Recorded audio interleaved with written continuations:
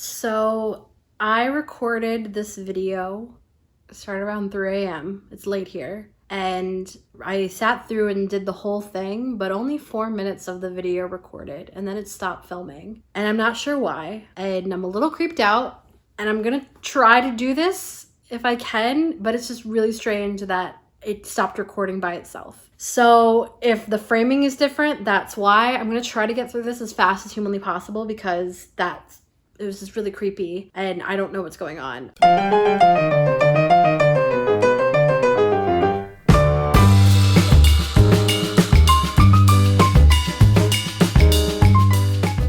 Hello my lovelies and welcome back to my channel. I'm Heather and this is the happenings with H.A.P. H.A.P. meaning my initials. So today's video is going to be a bit of a comparison, a bit of a review. So for those that don't know, last week in the US, Netflix dropped the rebooted Unsolved Mysteries TV series. I was a child in the late 80s, early 90s, and this show was definitely a staple of my childhood. Probably not for the best reasons, but it was. And I was super excited and I had to check out because I did not know that this was coming. I'm sure that they probably announced it, but I did not know. And so this was a huge surprise for me. And of course, in everyone's mind, we're like, is it going to live up to the original? Because most people my age grew up with the original on in their houses. So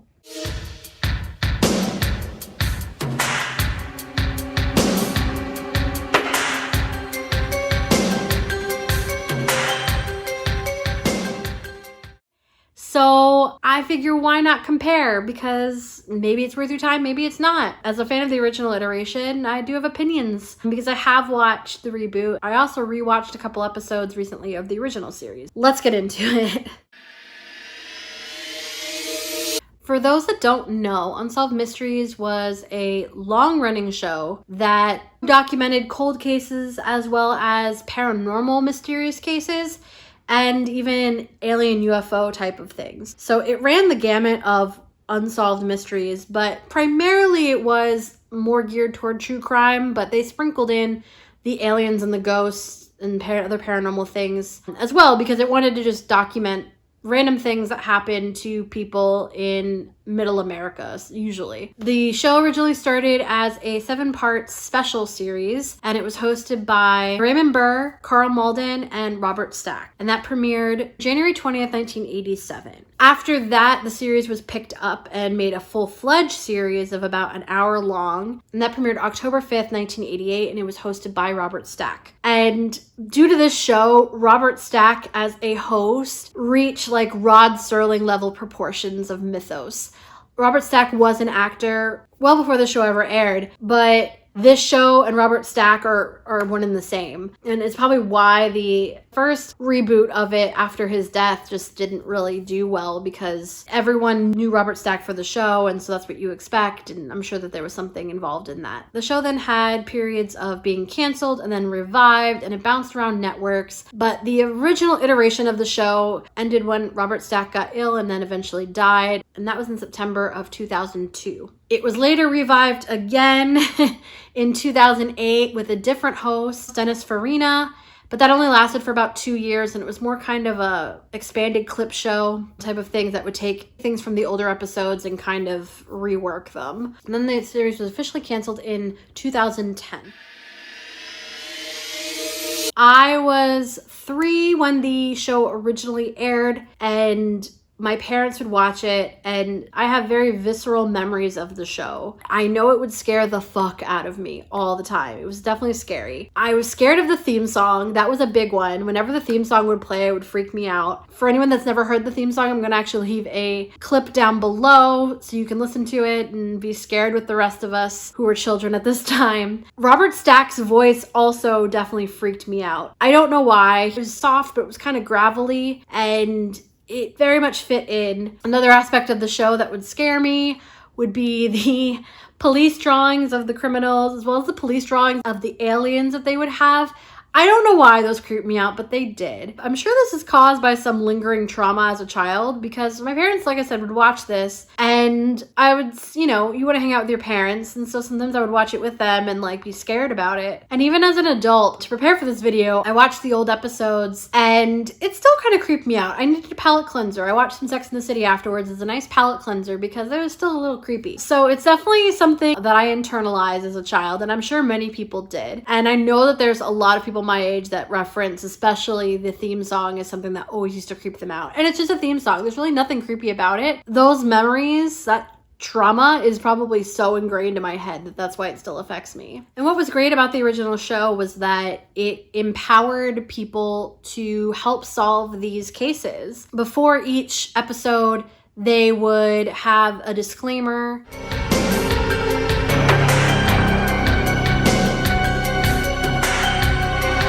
And as Robert Stack would be presenting each mystery throughout the show, and then after another one, he would basically empower the audience by being like, perhaps you can solve this unsolved mystery. And then at the end, it would give information of which local authorities to contact, as well as going to unsolved.com once the internet was actually a thing, to go there if you had any information in regards to the mysteries that were presented. So it really empowered viewers and was the first kind of crime show next to America's Most Wanted back in the day of empowering people to, maybe they're sitting at home and they know something, or they figured something out that the authorities didn't figure out the first time. Because now in today's day and age, partly due to Netflix actually, true crime and like those podcasts and episodes are so on the rise right now. And it was a great time to kind of drop this reboot because of that. That was definitely something very unique to the show. Some similarities with the reboot. We do have the theme song. They reworked it slightly, but the theme song is still there and it's still creepy. It still gives me the heebie-jeebies. Like I said, long-term trauma, guys. I love the fact too that in the opening credit, they have a silhouette of Robert Stack as kind of an homage to him. I thought that was really cool. And like the original series, they also, after each mystery, empower you to visit unsolved.com in case you might know anything. And the producers actually said in a Reddit that they have a Google Drive that is accessible to anybody that includes all of the files, photos, any pieces of evidence that are allowed to be shared to the public, available to the public if anyone wants to try to help solve these cases. I put a link to the Reddit down below in case you guys are interested and you're watching the show and you might want to see some more evidence. So I think that's a really cool way of getting viewers to get their involvement and be kind of interactive with the show. Because in the show's original run, apparently viewers solved about 260 of these cases, which is absolutely amazing. Like, that's an achievement for sure. So that kind of engagement and the theme song are kind of where the similarities end with this reboot. The biggest difference is that each episode is now only one mystery, whereas in the original, they were broken down into about 3 or 4 in the total of the hour. And the reboot only has one mystery, and the episodes typically range from about 40 to 50 minutes, give or take. So you're kind of getting less bang for your buck with each episode. And the first season is only going to have 12 episodes. They released the first half now, and they're going to be releasing the second half sometime in probably fall 2020. The original provided some variety in regards to how they presented the mysteries. So you'd have an unsolved murder, a disappearance, a ghost story, and then like an alien encounter all in one episode. And now you have just one thing straight through. So yeah, that's kind of a little bit of a disappointment. And this new series also does not include reenactments at all. You are literally just presented with the mystery. You have the survivors, family members, victims guiding you through the episode and talking about, what they remember from the incident and stuff like that. But you don't have any reenactments. And as far as this first season, I've watched the first 3 episodes. I know that this season does have a UFO encounter and that the second half is going to have a ghost episode, but it seems that this reboot is really heavily focusing on the true crime aspect and not as much on the paranormal stuff. You can take that as you will. It's definitely more straightforward with the true crime though. Another huge difference is that this reboot of Unsolved Mysteries does not include a host. So you have a small cold open with the survivor, victim, whomever saying something. Then you have the main series theme opening credits, and then bam, you go headfirst into the mystery, and the people involved in the mystery are basically taking you through the narrative. There's not even like a voiceover narration. There's nothing. While we know no one can replace Robert Stack, I feel that this show needs a narrator. It needs a host. It needs someone to anchor down the episode. This reboot is shot beautifully. It's very cinematic. It's very straightforward. But for instance, Robert Stack would introduce a mystery and provide some maybe couple sentences worth of main point details you kind of need to know, and would fill in as he needed to. It would all make it more concise. Anything that needs to maybe be more embellished would be maybe a longer episode, or they would cover it in a few episodes. Whereas this takes about 15 to 20 minutes for the setup of actually what happens. You're told what happens, and then you get maybe 10 minutes at the end to kind of maybe some theories authorities have, and then the episode's over. So the buildup is way more than the actual kind of meat of the story. And I think that that's partially because that there's no host to kind of provide that voiceover narration, provide those key facts quickly. So that's like the biggest change. And it's a change that I'm not really a fan of. I know no one can, step into Robert Stack's shoes, but I'm sure you could find somebody that brings that vibe. It's possible. I know this is the first season, and maybe they might listen to fans of the show and kind of make some changes, but who knows? One of them being, I believe that they definitely need a host. And like the biggest thing with the reboot, it feels like just a straightforward true crime program, which Netflix has in spades. And I'm not getting as much of a visceral reaction from the show as I got as a child. I know not everything can be the same as when we were kids. I totally understand that. But they changed so much that it took those elements that made the show special out of it. And it's now just a very straightforward docu-series, essentially, of these cold cases, and maybe you can help, and then that's it. Whereas like you had Robert Stack in the beginning, basically in your face about like, maybe you can solve this unsolved mystery and empowering people. And now you have to more look for it. Like most people aren't going to know that Netflix posted to a Reddit with a Google Drive.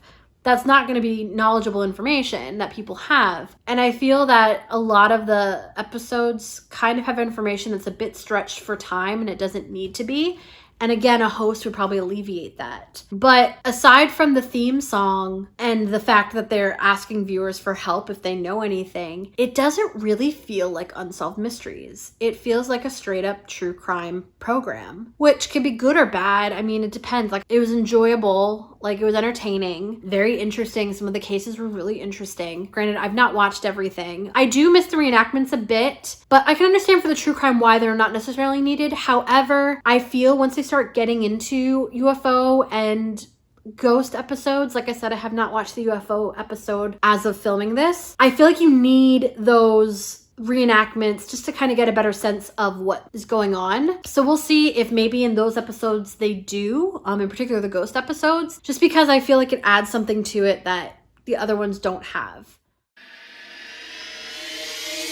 So what's my consensus? How do I like the reboot? I enjoy the reboot. However, I will have this caveat. If you are a huge fan of the original series, I don't think that you're really gonna like this as much. And you should definitely not go into this reboot thinking it's going to be like the original series, because it's not. As I said, I was blindsided by this. I didn't know that Netflix was doing this, so this was like a surprise. So of course I went in immediately thinking that. And I was definitely disappointed a bit. And I think it's just because I have such a visceral connection and a remembrance of that original series, and you can't have, lightning strike twice type of thing. It just feels like, okay, we're calling it this, but it could be called anything. I was reading some reviews about it, and some people were like, it feels like Dateline, and I agree with that. It definitely feels like a Dateline episode. Again, nothing wrong with that, but if you go in knowing that you want, unsolved mysteries and that mythos and that reaction to things,